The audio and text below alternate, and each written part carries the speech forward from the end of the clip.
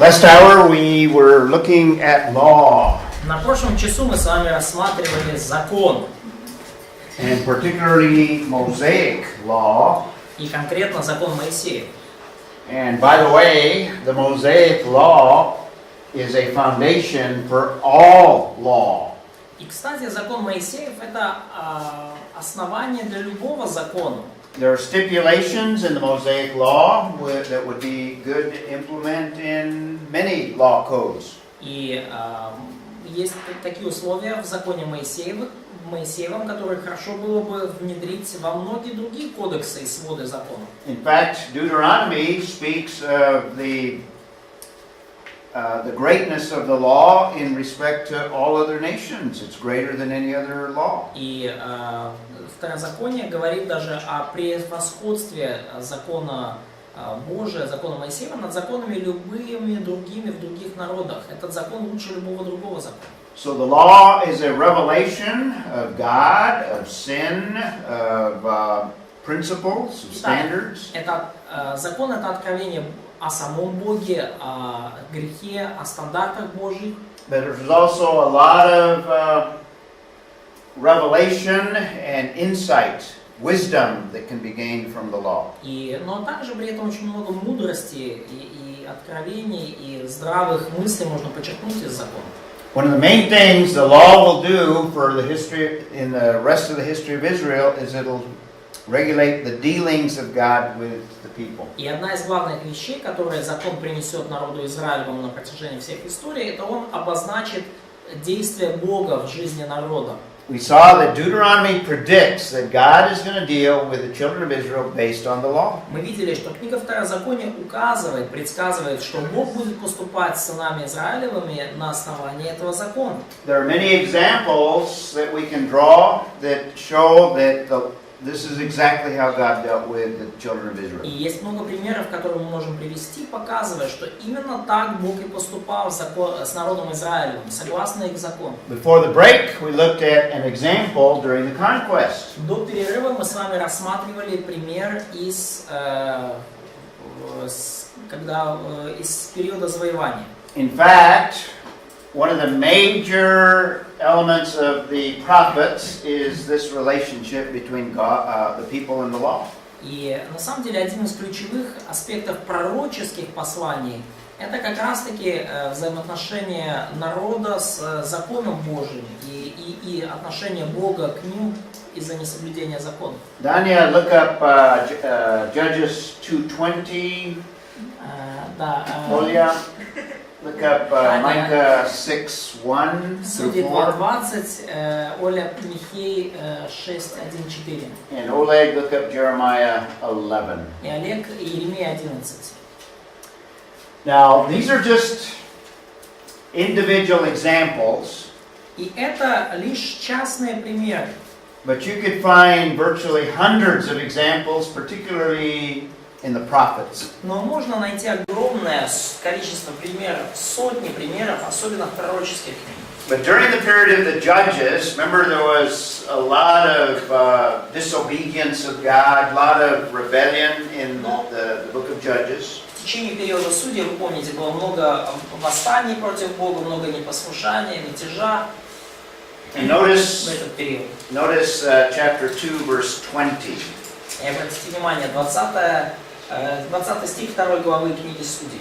Because of this rebellion, notice how God responds. Dania. Из-за этого мятежа, как поступает Бог, как Он отвечает.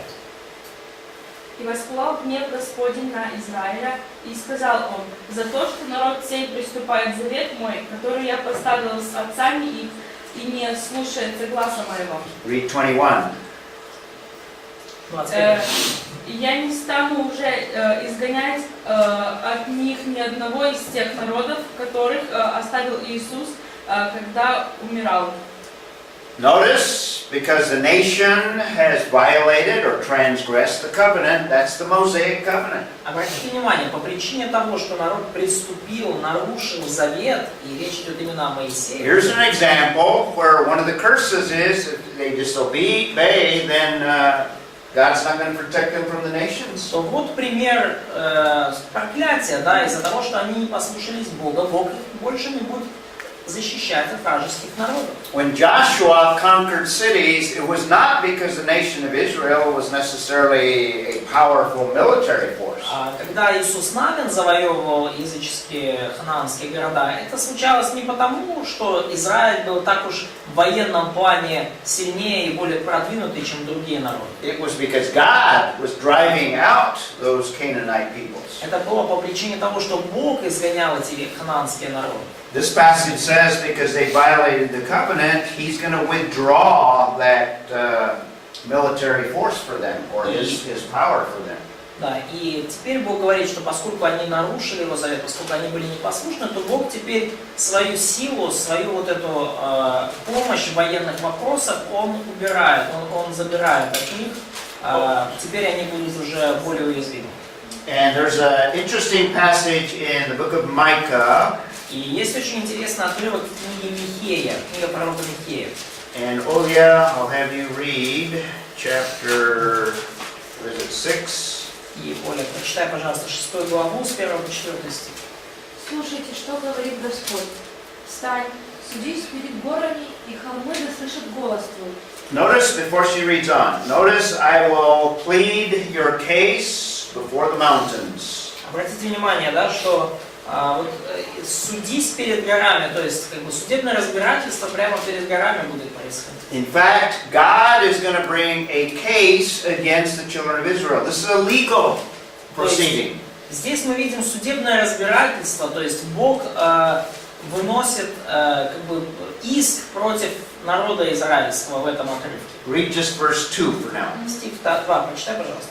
Слушайте горы, суд Господень, и вы, твердые основы земли, ибо у Господа суд с народом своим, и с Израилем Он состязуется. See there, there's a legal case that is going to be brought against Israel. Судебное разбирательство, иск выдвинут против народа израильского. The covenant is a legal document, legally binding. Помните, завет это юридический документ, он юридически обязывает стороны. God is going to bring, like a lawyer would bring a case in a courtroom. И подобно тому, как юрист или прокурор выносит иск в зал суда. In fact, the Hebrew word is reeve. И еврейское слово здесь рив. This is a case that has legal ramifications. То есть это рив, это буквально судебный иск, судебное дело, которое имеет законные какие-то последствия и да. God has a case that He can bring in a courtroom against the children of Israel. Read verse 3. И у Бога есть иск, у Него есть судебное разбирательство с народом израильским. Прочитайте, пожалуйста, 3 стих. Народ мой, что сделал я тебе и чем отягощал тебя? Отвечай мне. In other words, God has kept the implication, God has kept His part of the covenant. Иными словами, Бог исполнял все, что от Него требовалось. Бог исполнял свою часть. Verse 4, He's been faithful, but they have been unfaithful. Read verse 4. 4 стих говорит о том, что Он был верен, но они были неверны. Прочитайте, пожалуйста, 4 стих. Я вывел тебя из земли египетской и искупил тебя из дома рабства и послал перед тобой Моисея, Аарона и Мариама. So God has acted in faithfulness to His covenant. И Бог поступал верно по отношению к своему завету. And if you read on in the text, we won't read any further, but that indicates that they have violated their end of the covenant. Но если мы прочитаем текст дальше, то мы увидим, что они свою часть, они нарушили, они приступили завету.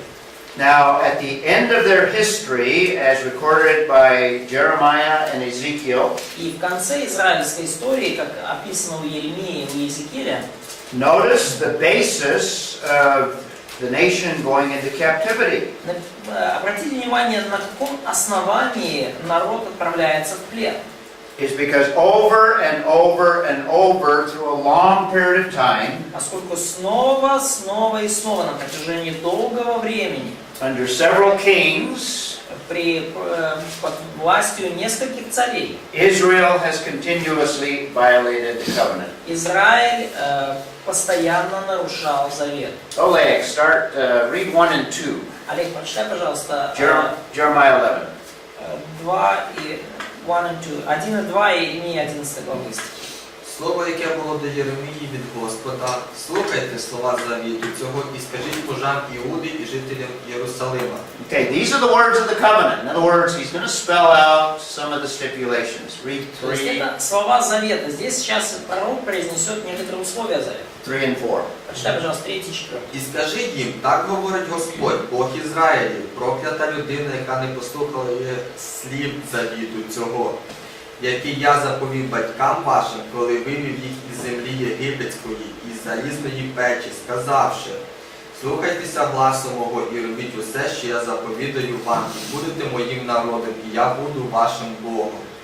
Notice, curses the man who does not heed the words of this covenant. That's the Mosaic covenant. Обратите внимание, да, проклят человек, который не послушает слов завета сего, это Моисеев завет. God has been faithful in bringing them out of the land of Egypt. То есть Бог был верен в том, что вывел их из земли египетской. Now read verse 5. Прочитайте стих 5. Щоб виконати клятву, якою я клявся батькам вашим, дати їм землю, яка тече молоком і медом, як це нині, і повів я, сказавши, амінь, Господи. God was faithful in giving them a land flowing with milk and honey. Бог был верен в том, что дал им землю, где течет молоко и мед. And notice in verse 6, now the Lord has another case. И обратите внимание, теперь в 6 стихе Бог предъявляет новый иск.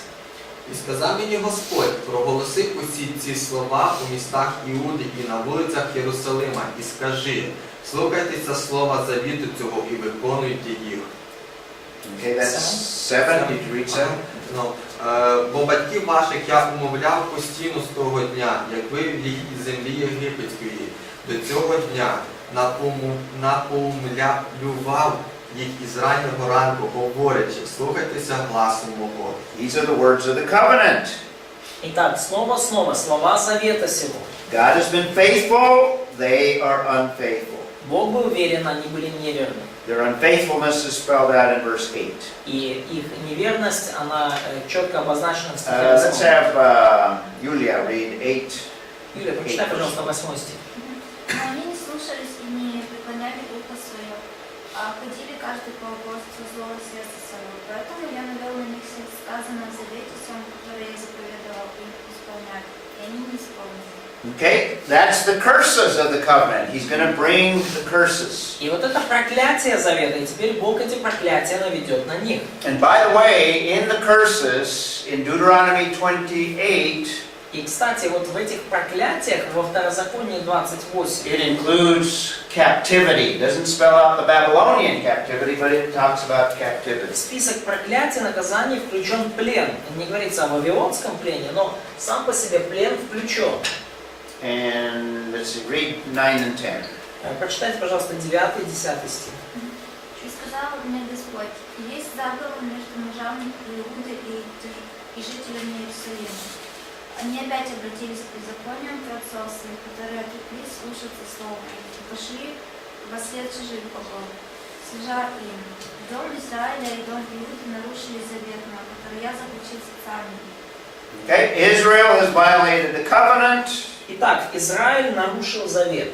And if you read on into Deuteronomy, he's going to predict the coming Babylonian captivity. И если вы читаете дальше, то он говорит о том, что они отправятся в плен в Вавилон. The point I'm making is all through Israel's history, God has dealt with them based on the Mosaic covenant. И что я пытаюсь донести, это то, что на протяжении всей израильской истории Бог поступал с ними на основании вот этого завета. All the way to the end of their history when they are destroyed by the Babylonian Empire. Вот до самого конца их истории, когда их разрушили вавилоняне. We'll talk more about that later in the other events that we have.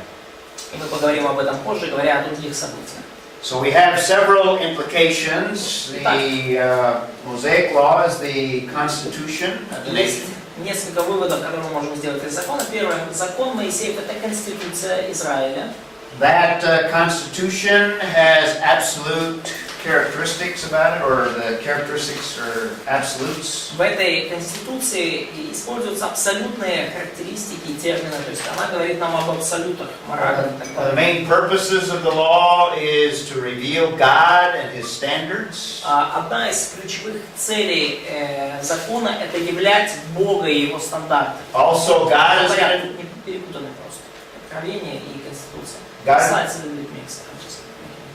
Is it mixed up? Yeah. Yeah, okay. We'll have to correct it. God's going to deal with the nation based on the law, and I gave you a few examples. И также Бог будет дальше поступать с народом на основании вот этого закона и завета. И я привел вам уже примеры этого. Another implication we can draw, when we come to the New Testament, we find out that Messiah fulfills the law. И еще один вывод, который мы можем сделать уже из Нового Завета, это то, что Мессия исполнил закон. He fulfills the law in several ways. Мессия исполнил закон в нескольких аспектах. First of all, Messiah, being sinless, fulfilled every stipulation of the law. Во-первых, Мессия, будучи безгрешным, исполнил все условия закона. Messiah never violated a single stipulation. Мессия ни разу не нарушил ни одного из условий данного закона. Including the times when the Jews accused him of breaking the Sabbath. Включая даже те эпизоды, когда евреи обвиняли его в нарушении субботы.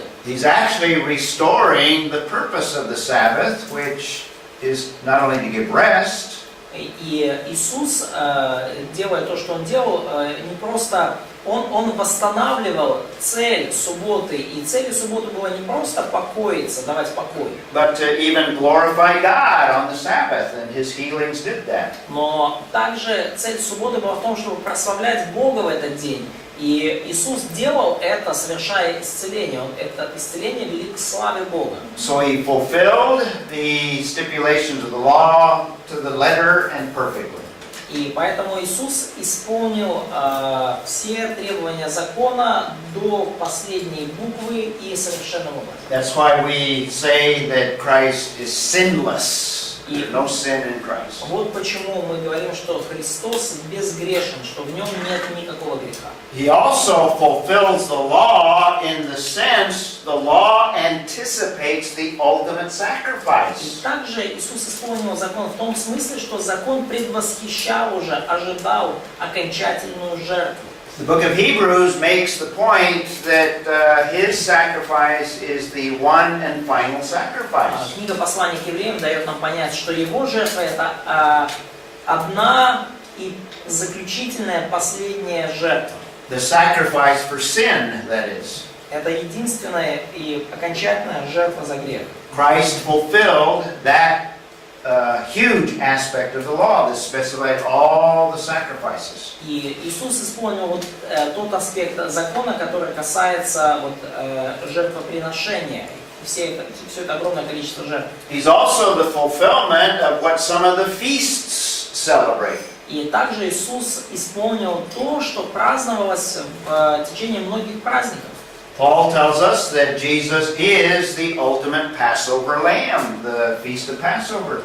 Павел говорит нам, что именно Иисус это окончательный пасхальный агнец, вот, которого приносили в жертву на Пасху. So number one, he fulfilled the law by obeying all of the stipulations. Итак, номер один. Иисус исполнил закон благодаря послушанию всем его требованиям. Number two, he fulfilled the law in that he is the ultimate fulfillment of what the law anticipates in terms of access to God. Второе, Иисус исполнил закон, поскольку исполнил все ожидания закона относительно жертвы, необходимой для доступа к Богу. And number three, he fulfilled the law in that he restored the true meaning of the law. И в-третьих, Иисус исполнил закон, поскольку восстановил подлинный смысл закона. And he does that primarily in the Sermon on the Mount when he shows that the law goes to the very heart. И он сделал это в первую очередь на горной проповеди, давая понять, что закон касается в первую очередь сердца человека. Not just an external code that regulates the external life. Это не просто какой-то поведенческий кодекс, который регулирует наше поведение внешне. But God sees the heart, and He knows the inward motives and thoughts and actions of the heart. Но Бог видит сердце, и Он знает внутренние мотивации, внутренние отношения, которые есть в нашем сердце. And Jesus restores the meaning of the law. И Number Иисус 3. восстанавливает значение, значимость, смысл закона.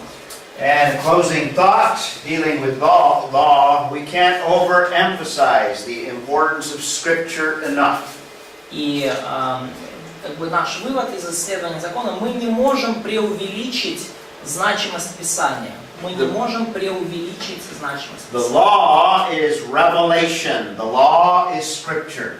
И закон — это откровение Божие, и закон — это Писание. And we have further revelation in the rest of the Scriptures. И в оставшихся Писаниях мы видим еще последующее. And just as the Mosaic Law was vital and important to all of the nation of Israel, И подобно тому, как Моисеев закон был жизненно важен для народа израильского, so all of the rest of Scripture is vital to you and I as we look into it as Scripture. точно так же и оставшиеся Писания, последующие Писания жизненно важно для нас с So вами. speaks of Scripture as inerrant or inspired and inerrant. Поэтому мы видим, что здесь, что говоря о законе, мы говорим о богодухновенном и безошибочном Писании. Okay? That's law. Это закон. Let's look at the next major event, Давайте рассмотрим следующее важное событие. and this is the conquest. И это завоевание Ханаана. And for that, there's a series of many events. И есть серии многих событий, на самом деле. In fact, we can include the entire book of Joshua, and we can include the book of Judges as well. И в раздел завоевания мы можем вписать всю книгу Иисуса Навина и также книгу Судей. Joshua is predominantly positive, Judges is mainly negative. Книга Иисуса Навина в основном такая позитивная, оптимистичная, победная. Книга Судей в основном негативная и говорит больше о поражении. Joshua, we see God acting miraculously and displaying grace. В книге Иисуса Навина мы видим, как Бог действует чудесным образом и являет свою благодать. In Judges, we see man and sin beginning to corrupt that grace of God. И в книге Судей мы видим, как человек и грех, они начинают, короче говоря, злоупотреблять этой благодатью Божией, и начинается растление. So we have creation and fall. Итак, мы видим сотворение и грехопадение. We have two judgments, the flood and the scattering. Далее мы видим два суда почти подряд, потом We и have потом рассеяние. a new work that God is going to work through Abraham and is spelled out by the covenant. Мы видим новый Божий труд, новый Божий проект, который Он будет совершать через Авраама, и это будет направляться заключенным с Авраамом заветом. The covenant not only predicts, but God binds Himself to create a nation through the descendants of Abraham. Завет не только предсказывает, что произойдет, но Бог обязывает себя юридическим образом создать нацию через потомков Авраама. God creates a common people as a result of the Egyptian experience and the Exodus. Бог создает новый народ в Египте и рождает его при исходе из Египта. God gives them a common constitution and the law. Бог дает им общую конституцию, дав им закон при Синае. And now God is going to complete them as a nation by giving them the land through the conquest. И теперь Бог уже собирается завершить проект по созданию нации, дав им землю через завоевание.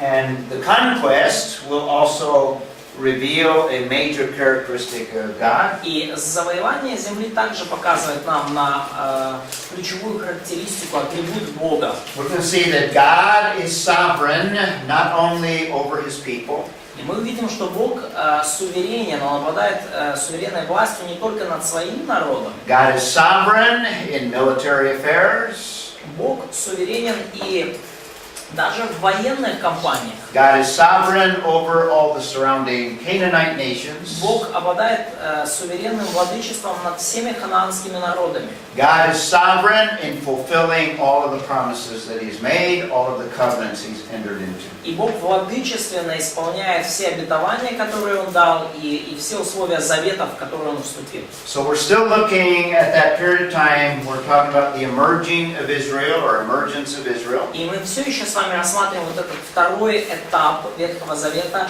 появление, либо лучше становление Израиля как нации. We have the formation of the nation in Exodus and Numbers. Мы видим формирование народа в книге Исход и в книге Чисел. And we're going to see now the taking of the possession of the land in Joshua and И Judges. в книге Иисуса Навина, а также в книге Судей мы увидим завоевание земли, овладение землей. First 12 chapters, we have the conquest of the land. В первых 12 главах Иисуса Навина мы видим завоевание земли. And if we look at some of the passages there, we don't have time to expound them, but we'll allude to some of them. И если мы там рассмотрим некоторые отрывки, то уже нет времени сильно там в детали уходить, я просто перескажу. Let's draw some theological implications from the events of the conquest. Но давайте выведем некоторые богословские выводы из событий завоевания. We've already mentioned that what God is going to do is He's going to judge the Canaanites. Мы уже с вами упоминали, что планом Бога является осудить Ханаан. And if you remember when we were talking about the Abrahamic covenant, И если помните, когда мы говорили про Авраамов завет, we read in Genesis 15, мы читали в Бытии 15 главе. part of the covenant is a promise that the children of Israel will go into bondage, they'll be oppressed. Частью завета было то, что сыны Израилевы пойдут в плен, они будут угнетаемы. It also predicts the Exodus in Genesis 15. Также в Бытии 15 предсказывается исход их из этого плена.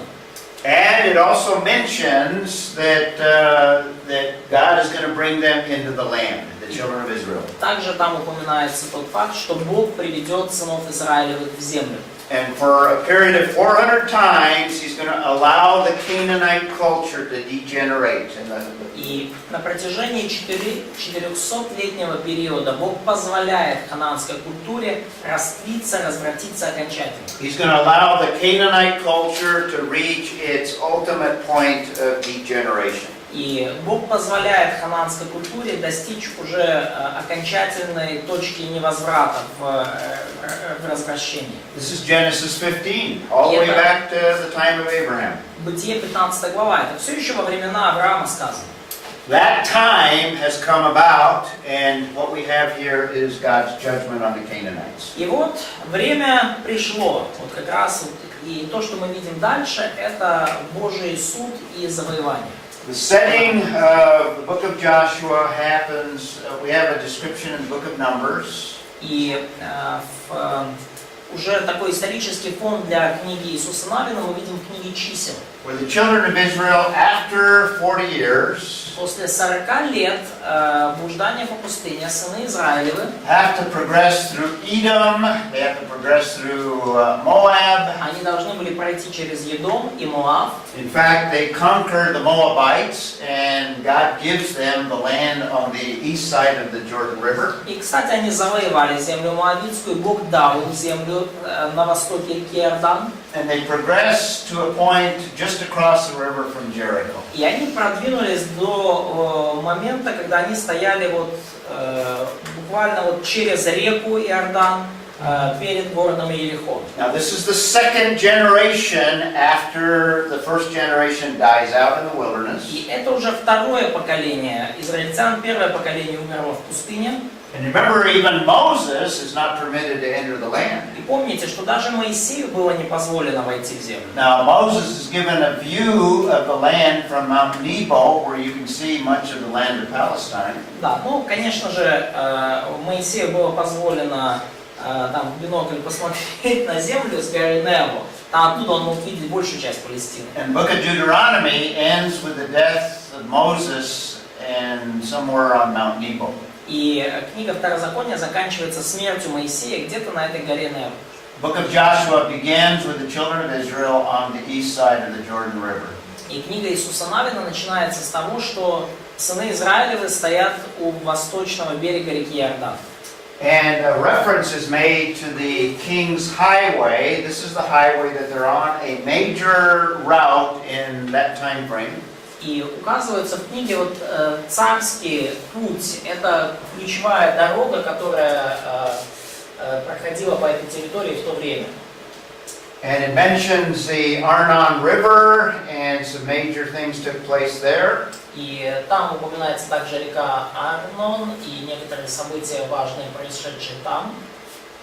And here's a photograph of a later Roman road that was built on that same route. И вот, да, Арнон. И это фотография более поздней римской дороги, которая была построена на месте предыдущей. То есть, ну, римляне просто ее как заасфальтировали. This is on the other side. This is on the east side of the Jordan River. Это на другой, это на восточной стороне реки Иордан. And this is what the fields of Moab look like after considerable rain. They can turn green. Вот так выглядели поля моавитские после дождя, они становились довольно такими зелененькими. So this is south of the Arnon. Это вот юг, к югу от Арнона. In other words, here's the Arnon, so it would be in this area here of То есть Moab. вот это Арнон там течет, и вот чуть-чуть к югу от Арнона вот идет эта моавитская земля. And that's the valley, the Arnon Valley. It's quite desolate most of the time. Вот эта долина реки Арнон, в основном, конечно, пустынная. In fact, this photograph is a little deceiving. It rarely gets this green.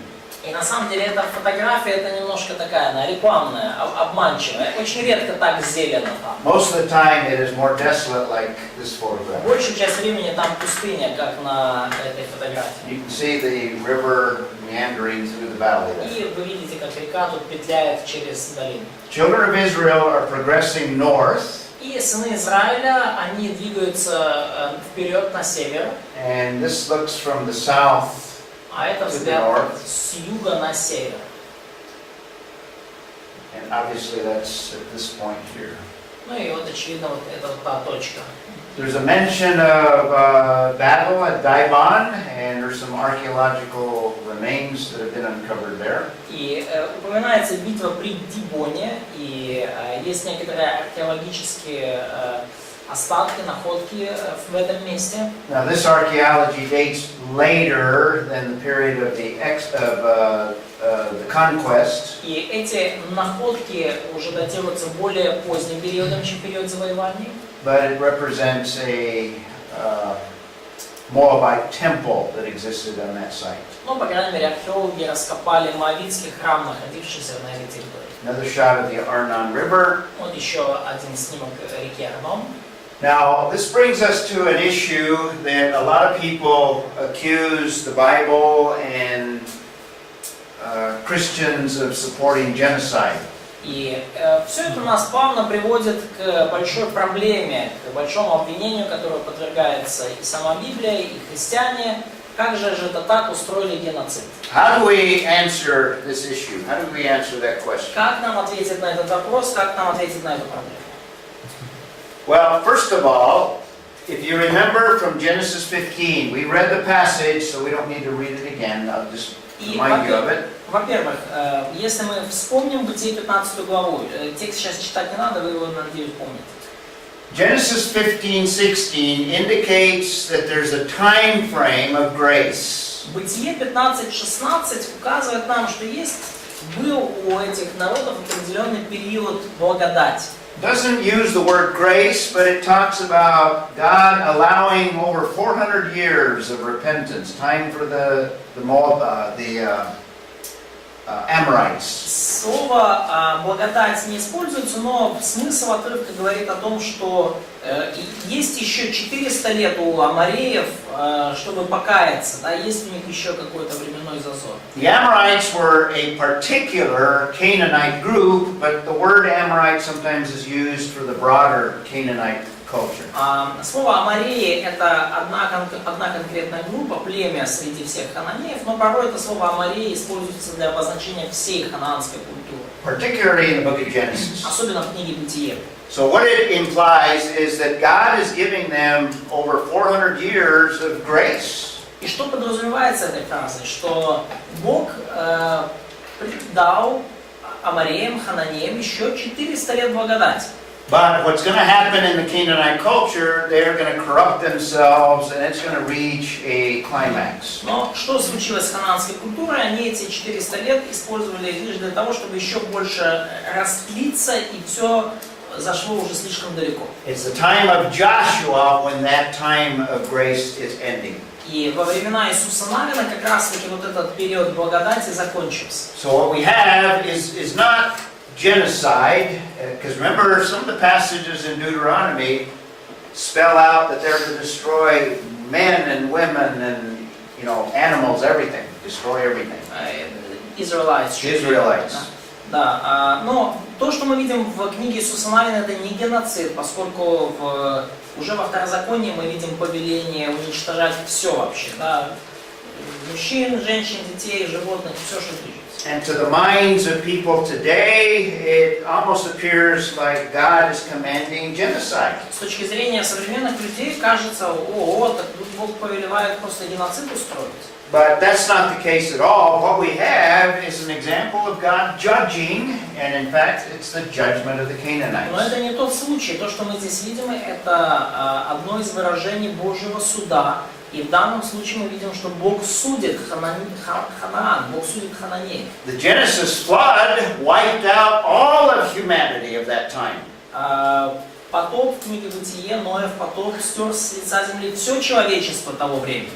That's not genocide, that's a judgment that judged all of the cultures of that day of Noah. Это не геноцид, это Божий суд, который уничтожил все культуры, которые были на земле во времена Ноя. This is also a judgment on a smaller scale. It just deals with a particular group, the Canaanites. И это тоже суд, но в меньших масштабах, и суд касается лишь определенной группы хананеев. But all of the people of the flood, except Noah's family, they died. They were destroyed. Но все люди, столкнувшиеся с потопом, за исключением Ноя и его семьи, погибли, они были уничтожены. The only difference is that God used the instrument of water to wipe out all of the culture of Noah's day. Единственная разница между потопом и завоеванием Ханаана в том, что при потопе Бог просто использовал воду для того, чтобы уничтожить всю культуру времен Ноя. And what God is doing with the Canaanites, He's using the nation of Israel as His instrument of judgment. И что Бог делает с хананеями? Бог просто использует Израиль как инструмент своего суда. So could we connect also Sodom and Gomorrah with that? Absolutely, yes. Sodom and Gomorrah is just another example. Содом и Гоморра просто еще один пример подобного суда. It's a judgment of God. Это суд Божий. And in that case, God used fire from heaven to destroy cities. И в данном случае Бог использует огонь с неба, чтобы уничтожить города. Everyone in Sodom and Gomorrah and the other two cities, they were destroyed just as much as the people of the Genesis flood. Все обитатели Содома и там еще нескольких городов соседних, они были уничтожены полностью, точно так же, как это случилось при потопе. So when God calls for the wiping out of the Canaanite culture, И когда Бог призывает к уничтожению полному ханаанской культуры, it's similar to these other judgments. The only difference is He's using Israel as His instrument. то это то же самое, что потоп или Содом и Гоморра. Единственная разница, что теперь он использует Израиль в качестве своего инструмента. If we had time, we could look up a lot of passages that speak of the corrupting effect of the Canaanites. И если бы было время, мы бы могли много отрывков привести, говорящих о тотальном развращении хананеев. They were an extremely immoral people. They had a lot of sexual activity that was very perverted. А моральность среди них была просто дикой, и описанные в книгах там Левит и далее разные там сексуальные практики, которые просто как бы в голове не укладываются. They offered sometimes their children as child sacrifices. И время от времени они приносили детей в виде жертвы своим богам. They were very idolatrous, polytheistic, very idolatrous. Они были по уши в идолопоклонстве, они были многобожниками и политеистами. What God is commanding Israel to do is to remove that corrupting effect that they will have upon the nation. И что Бог повелевает сделать Израилю, это удалить то растлевающее потенциальное влияние, которое они могли бы оказать на народ. Part of the book of Judges explains what happens when the children of Israel failed to wipe out the Canaanites. И книга Судей частично объясняет нам, что же случилось из-за того, что израильтяне не до конца зачистили Хананеев. You see, the corrupting effects of the Canaanites affected the children of Israel. Мы видим, что вот это тлетворное влияние Хананеев в итоге развращает и израильтян также. So let's take a look at Deuteronomy 7:1 and 2. Boa, you И want to давайте look that посмотрим passage up? внимательнее Второзаконие 7:1-2. Вова, прочитай, пожалуйста. This is just one of the commands. Remember, this is before Joshua. This is before they began to conquer the land. Это лишь одна из заповедей. Это еще до Иисуса Навина. Это еще до того, как они реально начали завоевывать землю. Deuteronomy is written just before the conquest. Второзаконие написано как раз перед завоеванием. So this is part of what God commands the children of Israel. Вот это часть того, что Бог повелел сынам Израиля. Read verse 1 first of all. Стих 1, прочитай, пожалуйста, в первую очередь. Когда Господь, твой Бог, ведет тебя в землю, куда ты идешь, чтобы завладеть ею, и прогонит от тебя многочисленные народы Хаттеев, Гергесеев, Амореев, Хананеев, Ферезеев, Хиввеев и Иевусеев, 7 народов, которые больше и сильнее тебя. Okay, so you have 7 nations spelled out that they are to wipe out, destroy. Четко прописано 7 народов, которые им нужно уничтожить. You shall clear them away, is what the text tells us. Verse 2 probably, yes. Да, их надо предать заклятию, второй стих говорит, уничтожить полностью. And notice, these are nations that are greater than the children of Israel. It's not their military might. И опять же, все эти народы, они более сильные в военном плане, чем Израиль. То есть Израиль не своей военной силой должен это сделать. God is himself committing to effect their victory for them. Сам Бог обещает, что обеспечит им победу. Read verse 2. Прочитай стих 2. И когда Господь твой Бог отдаст их тебе, и ты разольешь их, то ты должен уничтожить их полностью, не заключая с ними никакого договора, не оказывая им никакой милости. Okay, you shall utterly destroy them, and other passages speak of including the children and including the women.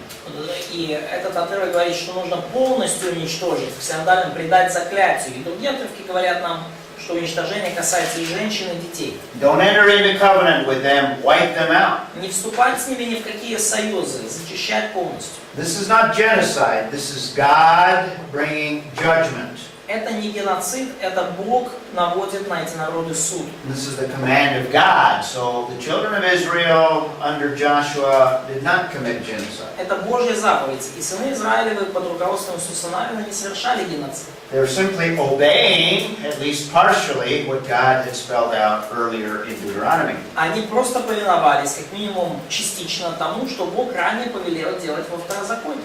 And another reason it's not genocide is because salvation was available. И еще одна причина, по которой происшедшее нельзя назвать геноцидом, это то, что спасение было доступно. We also talked about Rahab in chapter 6. Нам также сказано про Раав в 6 главе. And why don't we read that verse? Давайте прочитаем это место. Kostya, read Joshua 6:22. Иисус Навин 6:22, прочитай, пожалуйста. We read it before, but it's good to remind us of Rahab. Читали уже до этого, но неплохо для нас будет напомнить себе про Раав. We didn't read this particular passage, but it refers to her and it explains. Мы не читали этот конкретный отрывок, но он говорит о ней, и он объясняет кое-что. It explains that salvation was available to the Canaanites had they, in fact, accepted Yahweh. Отрывок объясняет, что спасение было доступно хананеям, если бы они приняли Яхве. 6:22. 6:22. И пошли юноши, высматривающие город в дом женщины, и вывели Раав, и отца ее, и мать ее, и братьев ее, и всех, которые у нее были. И всех родственников ее вывели и поставили их вне стана израильского. Did you read 23? Did you read? No. No, read 23. 23, пожалуйста. А город и все, что в нем, сожгли огнем, только серебро и золото, и сосуды медные и железные отдали в сокровищницу дома Господа. Okay, so Rahab, and in fact, her brothers, her mother, her family, they were saved. Итак, Раав, и не только она, но и ее отец, мать, братья и все родственники, они оказались спасены. They escaped the judgment, and remember, it's based on even her own testimony. We read that part. И они избежали суда, и это было основано на ее собственном свидетельстве. Мы читали эту часть.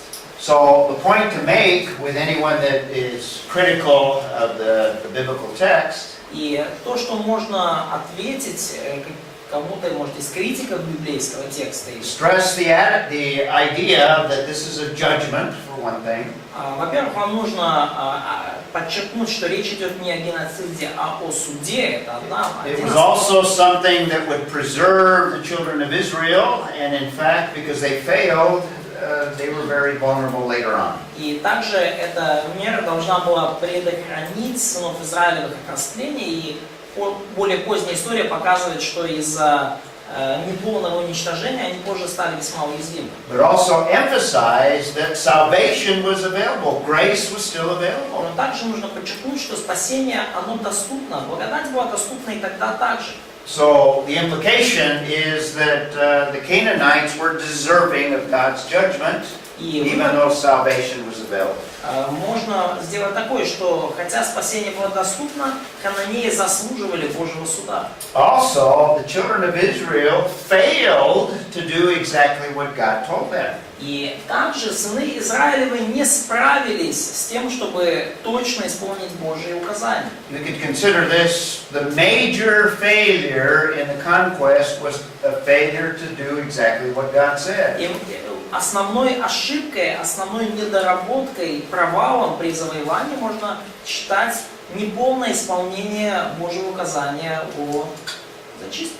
It was a failure to wipe out the Canaanites. Они не смогли полностью уничтожить хананеев. And you see throughout the book of Judges, those same Canaanites are a major problem to the children of Israel. И мы видим на протяжении всей книги Судей, что вот те самые недобитые хананеи – это основной источник проблем для израильтян в земле. A lot of the idolatry and corrupting effects were as a result of not wiping out the Canaanites. И последовавшее идолопоклонство и прочее растление – это как раз-таки результат того, что хананеи оставались в земле. The period of the Judges is a very dark time as a result of that И influence. период Судей – это очень темное, мрачное время, как раз-таки по причине вот этого влияния. So this is not genocide, this is judgment. Поэтому это не геноцид, это суд.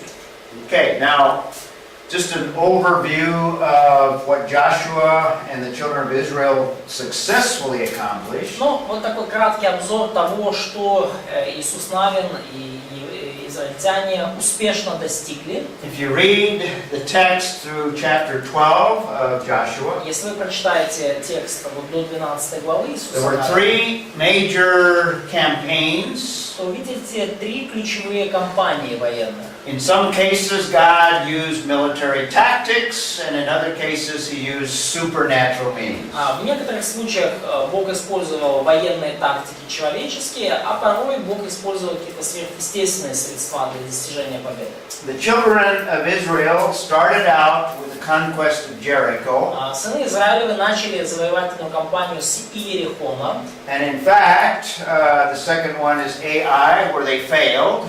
И далее в следующем городе, в Гае, они потерпели сначала провал, поражение. We read chapter 7 where we saw that they had violated the law. Мы читали с вами 7 главу, где увидели, что они нарушили закон, Ахан утаилась заклятым. The conquest of Jericho, if you read the passage in chapter 6, И завоевание Иерихона, если вы прочитаете в 6 главе, the walls of Jericho didn't fall because of an earthquake, like some theologians try to say. стены Иерихона пали не из-за землетрясения, как пытались доказать некоторые богословы. In fact, what God commands the children of Israel to do is not a military tactic. It's a foolish thing in terms of the military. Ну и вообще, то, что Бог повелел делать сынам израильским в Иерихоне, невозможно назвать какой-то здравой военной тактикой. С военной точки зрения это идиотизм.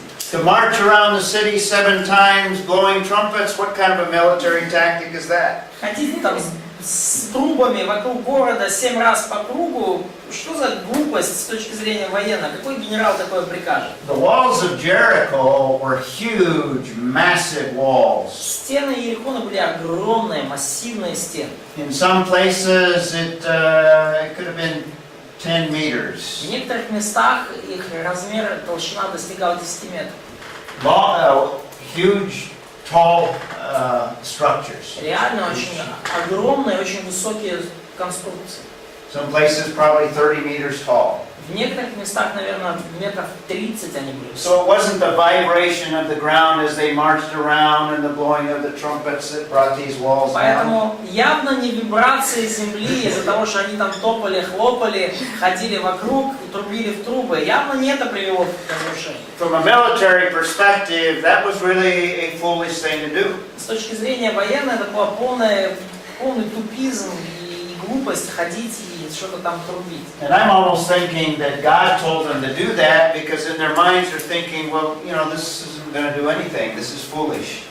Я думаю, что, может быть, это была одна из причин, по которой Бог повелел им это делать. Потому что они, наверное, делая это, про себя думали, что за глупость, что мы робимо? I think what God was wanting to show them is that He was going to bring those walls down. И я думаю, то, что Бог хотел им показать, это то, что именно Он разрушает эти стены для них. This, I believe, is what brought the walls down. Read in chapter 5. И я думаю, что вот именно это привело к разрушению стен. Прочитайте 5 главу. Ira, begin in verse 13. Начиная с Joshua 13 стиха. 5:13. Иисус Навина 5:13. Иисус, находясь близ Иерихона, заглянул и видит, вот стоит перед ним человек, и в руке его обнаженный меч. Иисус подошел к нему и сказал ему, наш ли ты или из неприятелей наших? Okay, so Joshua, remember they're outside of Jericho. Помните, Иисус Навин, да, помните, что они за пределами Иерихона сейчас. He sees a man, Он видит человека has a sword. с мечом. He's a military leader. Он видит какого-то военного явно руководителя, военачальника. He's a leader of an army. Он руководитель армии. Sasha, read verse 14. Стих 14 прочитайте. Он сказал, нет, я вождь воинства Господня, теперь пришел сюда. Иисус пал лицом своим на землю и поклонился. Я сказал ему, что господин мой скажет рабу своему.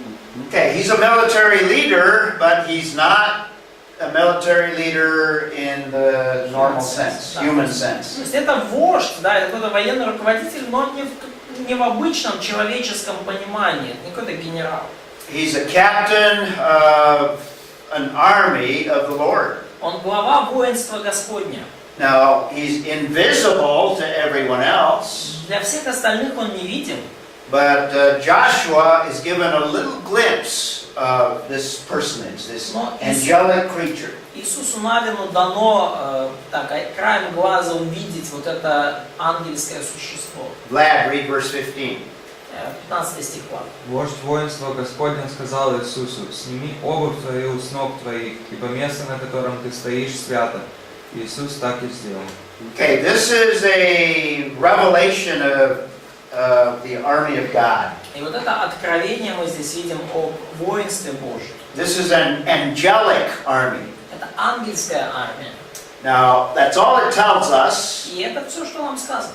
But when you read the text, you go on, and this is the only explanation for those walls falling down. Но если вы читаете текст дальше, то вот действия этих ангелов единственное объяснение, почему эти стены могли грохнуться. That angelic army is the one, I think, destroyed the walls of Jericho. Именно эта ангельская армия, она, по моему мнению, уничтожила стены Иерихона. And from the very first city of the conquest, I think God is saying, I'm going to win the battle for you if you are obedient. И с самого первого города, с самой первой битвы Бог тем самым говорит народу: я буду воевать за вас, я буду побеждать за вас, если вы будете послушны.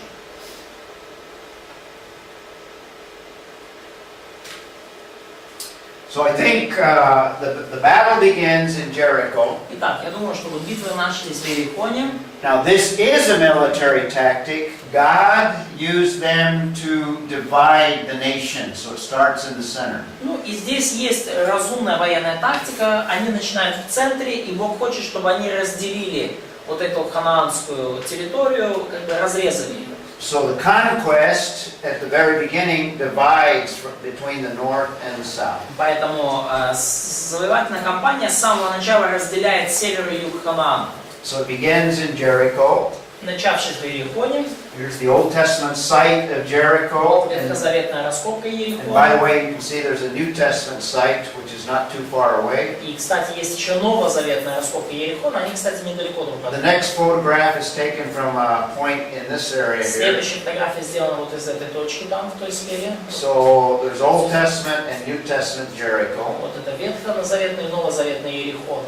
That mound is the tell or the archaeological site of the Old Testament Вот эта Jericho. гора, это вот Тель, это раскопка ветхозаветного Иерихона. Outside of the main modern city is a New Testament site of Jericho. И вне уже большого современного города мы видим новозаветный Иерихон. And by the way, the Jordan River would be right in this area. И, кстати, река Иордан, она вон там, вот на той территории. And that's a closer shot Это of более близко с ним. the Old Testament site. Ветхозаветной раскопки Иерихона. And we have the record of Ai. И мы видим также повествование о Гае. And I don't think we have time They to... came through that with Titus Kennedy. Okay, he showed them some of the He explained a archaeology. lot of sites. He Okay, said like, good.